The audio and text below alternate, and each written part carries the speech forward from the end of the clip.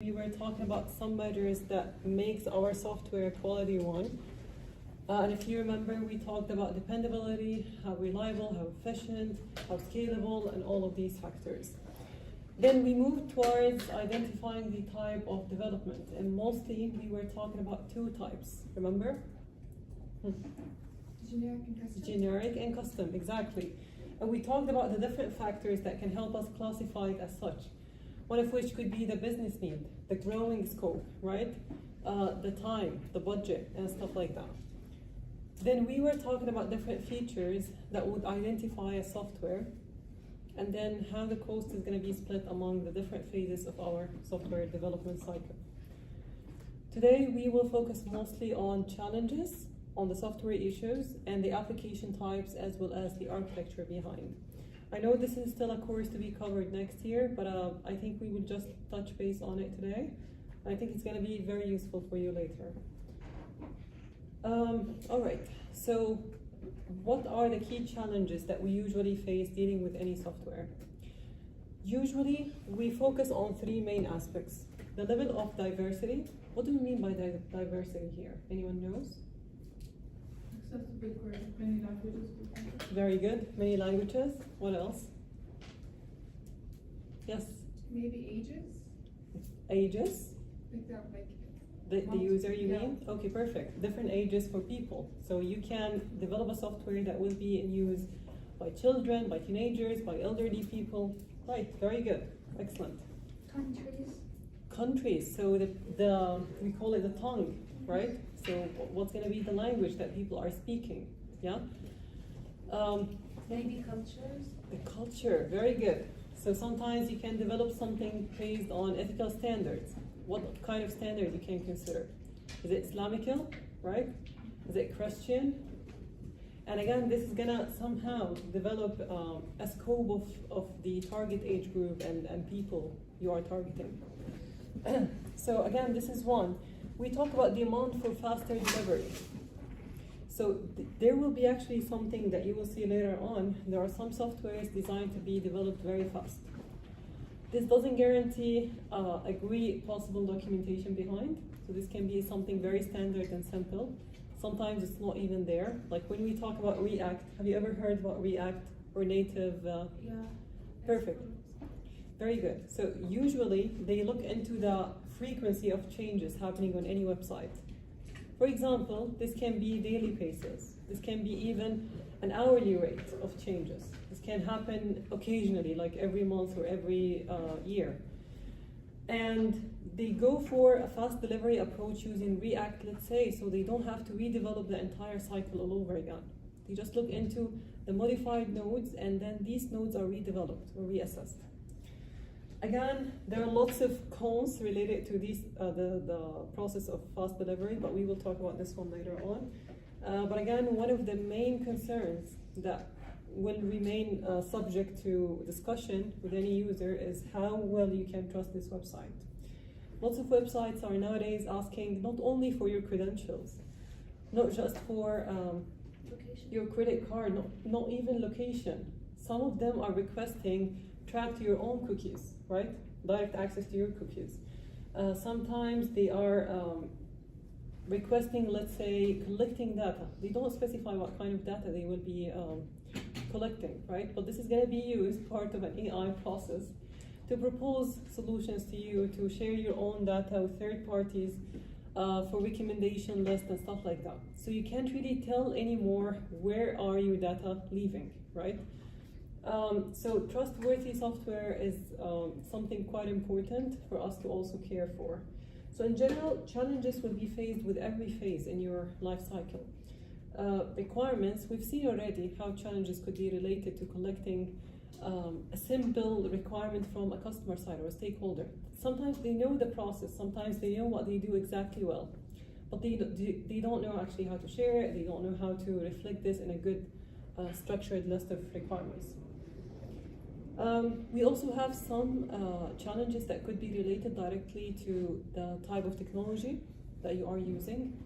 So for example, let's talk 20 years ago. I know you were not there maybe, right? But anyways, 20 years ago, what sort of technology do you think were there? We're still talking about smartphones, but we're not talking about highly advanced smartphones, right? TV. We had TV as well, but it didn't used to be Wi-Fi based, right? Right. So it used to be something very structured, yeah. Maybe the phone was like Yeah, you will see buttons, things that you need to press. Yeah. Telecom. What is that? The telecom. Telecom. Oh, nice. I don't know this one. Okay, I didn't deal with it. Nice. I don't have. Okay, sorry. ما بعرف شو اسمه بالانجليزي بس التليفون الارضي. Yeah. It used to be wired and wireless. Yeah, okay. I do remember actually my grandma used to have We one. still have it actually. Yeah? Yeah. Well, that's cool. Interesting. So yeah, these are sort of technologies that require a specific, very custom level of development, right? So imagine when software were designed, let's say, for the first smartphone. We call these applications nowadays, right? Then imagine the trend of change that was required when smartwatches came in. Then perhaps when smart glasses came in, right? Then when automotive cars came in. I mean, these are all different development structures, right? So that's one. And also keep in mind always this list of mnemonics, we call it STC, okay? STC stands for scope, time, and cost. Any project is subject to have challenges with these three aspects. And if you don't know how to control and manage well, you might reach a scope breach, or let's say you cross a milestone without actually a very good estimated budget or timeline. So this is usually a very important factor to consider in any project before we start. So we look into heterogeneity, like as we mentioned, how this development will come across diverse networks, various devices, different platforms, and stuff like that.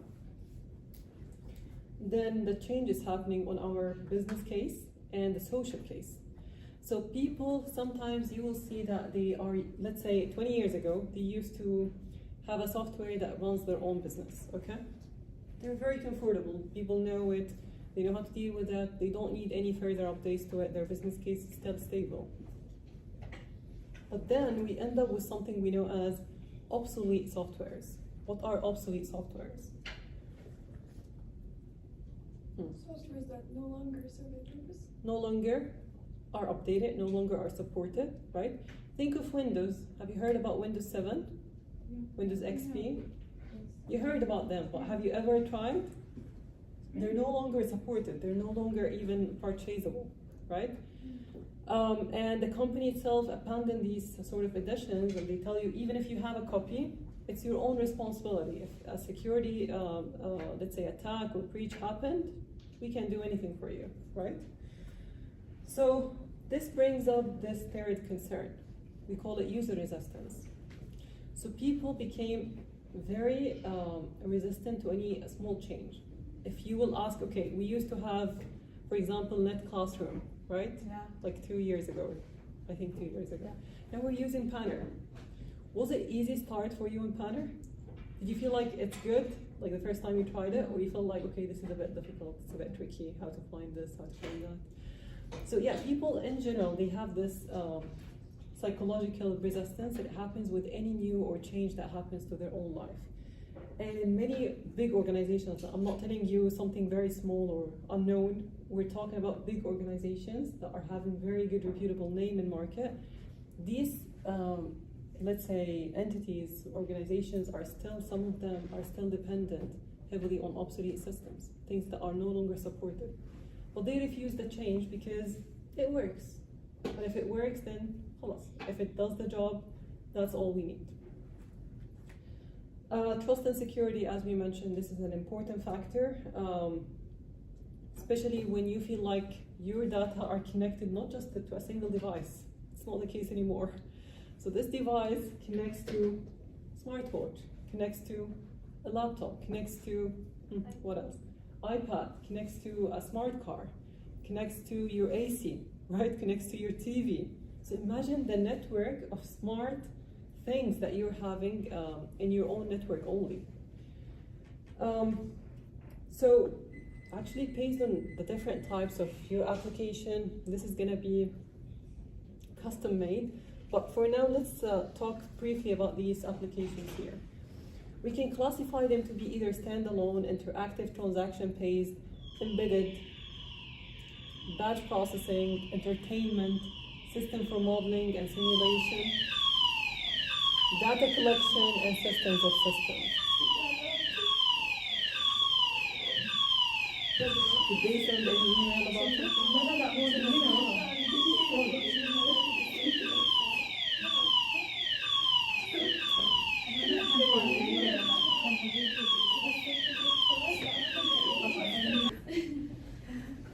Okay, so just listing it out. So we have batch processing, we have entertainment, we have modeling, simulation, data collection, and systems of systems. Let's go over these concepts quite quick. Who knows what is a standalone application? And if anyone can give an example.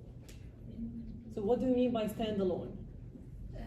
In general, away from applications. ما يعتمد على شركة Exactly, it's independent, right? So you can think of an application, for example, that doesn't depend on internet, right? Doesn't depend on any other resources.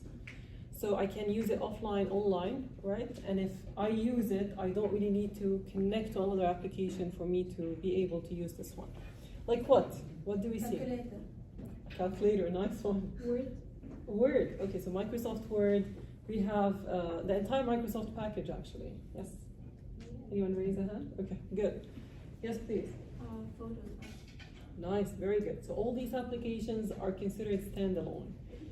Now let's consider transaction-based. So, okay, you all do online shopping, right? Amazon, let's say you're aware of it. Okay. So what do you do on Amazon? You buy, right? You, I don't know, you return an item. Yeah? Okay, you pay. You add something to your cart. You add something to your wish list. Yeah. You report something to customer service. These are all separate transactions, right? So we can say that this is sort of interactive transaction-based application. Then we have embedded control. What is embedded as a word? Later you will take an entire course called embedded systems or Internet of Things. I think they renamed it, right? What is that for? It's like it's built into it. Nice, very good. So you'll start dealing with some Arduino circuits. You're aware of Arduino? Yeah. Okay. Like circuits you build actually to simulate a given situation that's hardware based. So I can design an entire traffic light, let's say, system just using LEDs, wires, resistors, and stuff like that. And then you will have to code it. So this code is going to synchronize with the hardware and provide for you the output you aim for. And now we are living, as I mentioned, in the era of Internet of Things. Like I can open my phone here, Android, and I can search for something known as smart things. I'm pretty sure you have something similar on your iPhones as well. Smart things in a way that I can control any smart device in my own network, right? So I can turn on or off, let's say my AC if it's recognized here. Yeah? I can open a washing machine, I can close it. I can open, let's say, a parking door and stuff like that. I can turn on or off a camera. Yeah? So this is entirely what we refer to as embedded control system. And this is scaling up now even to cover medical or healthcare sector. We have something we know as Internet of Medical Things. Please, if you have time, just go and search for this, and it's very, very interesting one. Then we have batch processing systems. So these are systems that are reporting things on, let's say, weekly basis, monthly basis, annual basis as needed. One of which could be the payroll systems. Anyone heard of it? Payroll? So there are systems like usually provided by banking. They can, let's say, keep track of employees' salaries, if there is, let's say, any additions, let's say deductions, and they provide, let's say, monthly reports based on this. Of course, entertainment systems are a lot. We have games, we have puzzles, we have lots of things that we can access online or offline. We have also systems designed for modeling, for simulation, like what? Anyone here did 3D modeling before? Anyone knows, anyone from architecture? There is a very common software here. AutoCAD. AutoCAD, very nice. So This is a modeling tool, right? And we have lots of other types. We have Rhino, we have Blender, lots of other things, right? And then we have some simulation applications, like MATLAB, for example. Have you heard of it? So you can visualize data. Now this is actually, oops, this is actually a screenshot from MATLAB. So you can build a code that actually visualize data on a chart, and so on. All right, so how about, okay, now an example of embedded control system could be the APC. You have, I think, anti-braking system, yeah. This is usually part of any car that you drive, even with bicycles and all of these stuff. These simply are designed to avoid collision with any other vehicle in front. And if it's not there, the collision will simply happen. We also have data collection system. So can you imagine now you're being connected, let's say, to a smartwatch, and these sensors keep live track of your own, let's say, number of steps and how many calories, let's say, you're burning, your weekly even progress day by day, if you, let's say, cross a target or a certain goal and stuff like that. So this is entirely kept track of using hardware devices and sensors, and also applications that work with this in the back end. Then I have systems of system, and this is again very familiar concept. I'm pretty sure all of you know it. And the best example to look into it is here, Al-Faisal, any education infrastructure. So we have again Panner, we have Moodle, we have email, exactly, the Al-Faisal application and all of this. This is systems that will be consisting of other systems. You might also think of airports as a scenario. You have, for example, a system that keeps track of the movement on radar. So it can tell actually if there is lots of airplanes, when are they taking off or landing and stuff like that. How is the communication happening between the tower and, let's say, the airplane, and between, let's say, one tower and another tower? How is that reporting back to the GPS satellite and stuff like that? We also have systems taking care of the seating, right? So this is something, a service provided for passengers. They can book things early. They can even, later on in administrative view, they can view what are the seats reserved, and they can generate reports, let's say, accordingly. So looking into hosting applications, we can define this as either web-based hosting or cloud-based hosting. How different are these two from each other? So let's start with web applications. Anyone here designed a web application before? Or had even a simple trial on HTML? Okay, that's okay. So we have here, yes, you did? Yeah. Very nice, very good. What did you use? We use HTML and CSS. SS, excellent, Yeah. very good. That's a front end, very nice. So the basic. that's very good. I mean, that's a good part. We have users, let's say, submitting a request. Yeah, we agreed about the request and response process before, if you remember, in the client to server architecture, right? So we submit a request at a certain point to the server. Let's imagine the situation. I have a login page, Al-Faisal login page, okay? What happens when you enter your username and password and then you click login? So these data are fetched usually using something we know as a protocol, okay? So protocol has a method of data extraction. This method could be either get or post. When you look, for example, at my Moodle, like this, yeah, my Moodle. So look at this URL up. Do you see the part that comes after the question mark? Yes. We call this query string, okay? We don't need to worry about its name. But for now, if you are using get method over your own protocol, you will simply see what kind of data are submitted to the server side. And if that's why actually, if I try to share this entire URL with any of you, it's not gonna work. Why is that? Do you see that part? Session ID, right? And this is something very custom to my own IP address. and it even expires every, I think, 30 minutes. So my ID now would be different from my next login access, and so on. So that's why you can't really share it from one machine to another. So if you are using get, this is entirely visible, but if you're using post, this is usually removed. So if I'm designing something that's, I don't know, somehow important, it requires, let's say, a capturing of data that are sensitive, let's say your own address, let's say your own, I don't know, student details, for example, your own ID, your own IQAMA, or let's say national ID number, your own credit card information. Do you think it's better for me to use post or get as a developer? Post, definitely, right? So it doesn't actually show these details, because later, whoever is willing to join, let's say, cybersecurity track, you will see that one type of hacking goes over the URL itself. Just using the URL, I can hack a system if this is like not structured so well. All right, so post is now, post is now an idea. Oops, not this. Okay, so we submit this request, right? Now the server receives this information, your own username, your own password. How can I tell you that you have an access to my system?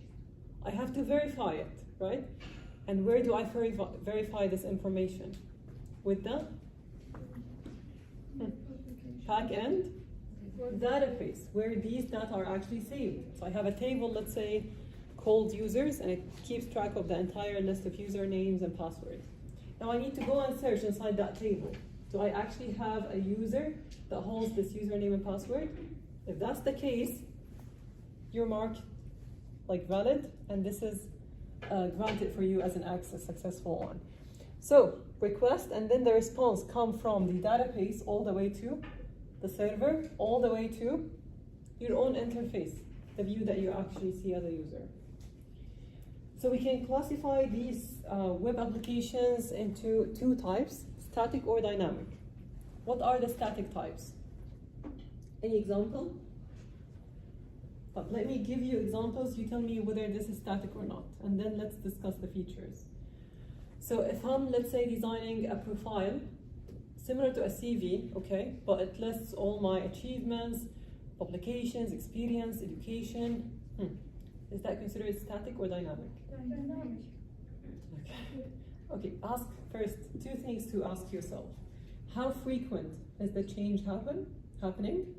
The second is there any possible interaction with the user or not? Can you answer these questions?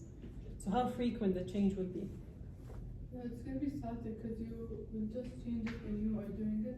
Nice, You're very good. actually doing it. Very good, very good. So the amount of changes, even if there will be any, it will not be so frequent, right? So it will take time, months, let's say 2 months, 1 year, you never know.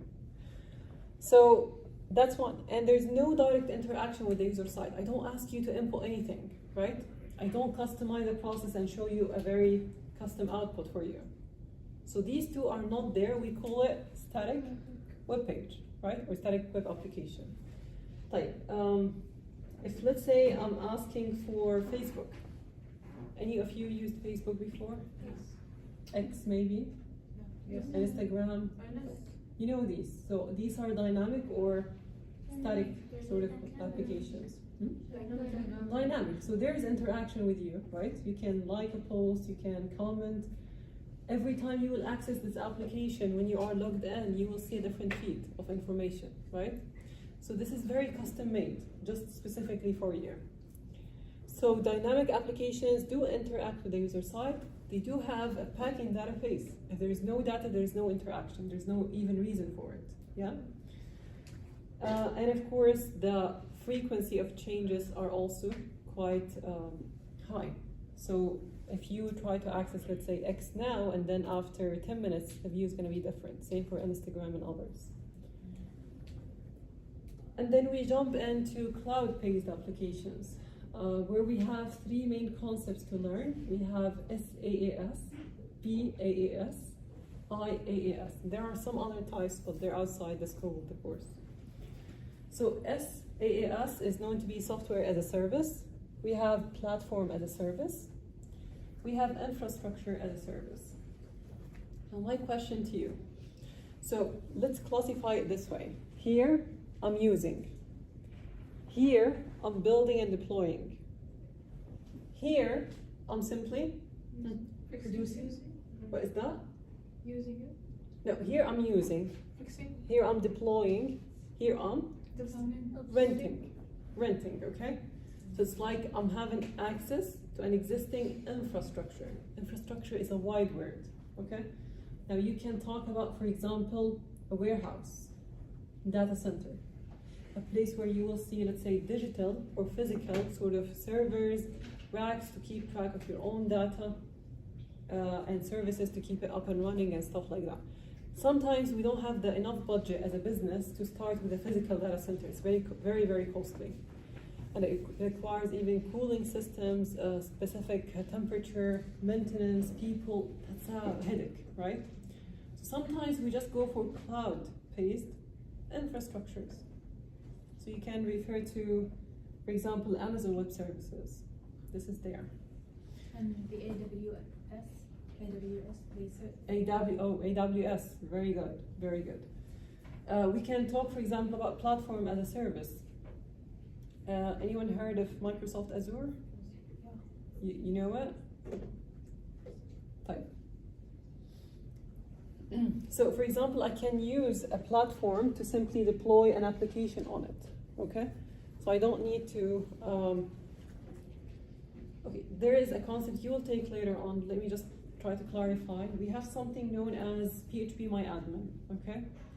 So when I try, let's say, to publish something that's web-based on a local host, I start with using my own machine as a host. Later, you take this to an external host if you want people to publicly see it. So I can rely on this PHPMyAdmin for, let's say, managing my own data, okay? For managing, let's say, the way users are accessing with given permissions. It does the job, okay? So I don't need to recreate this as part of my own software. I just simply use it if this is needed. And the first point here is AAS is simply using a software service. So for example, Snapchat, you all use it, right? It has a feature where you can detect a person location. Yeah? Yes. Do you think they implement GPS? Yes. They implement it? No. No. You use it. So GPS is a service. Can be plugged into too many different softwares. And that's usually the nice part. You look into your own case study, your own application that you want to implement, and then you try to see what kind of these services could be replaced with APIs. So these APIs are just simply merged within your own system without a need for you to know how is it implemented from scratch. All right. So that's only a way of seeing it clearly. A cloud infrastructure requires an internet connection, and it can take care of the entire process of having your own application up and running. Whatever maintenance service is again handled without you even care about it. Storage is taken care of. Management to database, let's say permissions, access to your data is all handled. And same for the security aspects, again, without you even invest into implementing it. This is there, secured. You just need to host your application and start the work. Okay, I will stop it here today. We still have a few more slides, but I think we can cover this in the 5 minutes, the early 5 minutes of next class, inshallah. Any questions on today's session? All good? Yes. Okay. Please prepare your phones to scan the QR. And please scan this one.